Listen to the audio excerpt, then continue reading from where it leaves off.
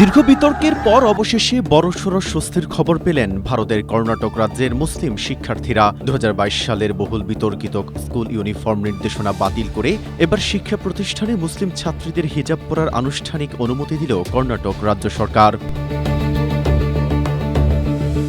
নতুন জারি করা এই যুগান্তকারী নীতিমালা অনুযায়ী এখন থেকে স্কুল কলেজের শিক্ষার্থীরা তাদের নির্ধারিত ইউনিফর্মের পাশাপাশি সীমিত পরিসরে হিজাব, পাগড়ি, পৈতা বা রুদ্রাক্ষরের মতো ঐতিহ্যবাহী ও ধর্মভিত্তিক প্রতীক পরিধান করেই নিশ্চিন্তে শিক্ষা কার্যক্রমে অংশগ্রহণ করতে পারবেন।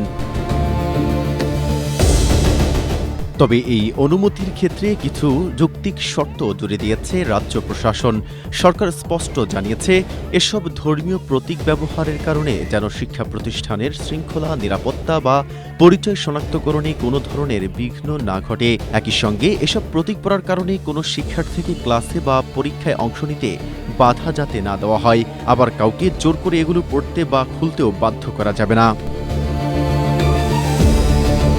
কর্ণাটকের শিক্ষামন্ত্রী মধু রাঙ্গারাপ্পা জানিয়েছেন, গত কয়েক বছর ধর্মীয় প্রতীক খুলতে বাধ্য করার কারণে অনেক শিক্ষার্থী হয়রানির শিকার হয়েছেন। কিন্তু মানুষের নিজস্ব ধর্মীয় চর্চার কারণে তার শিক্ষা বা ভবিষ্যৎ কোনোভাবেই বাধাগ্রস্ত হওয়া উচিত নয়।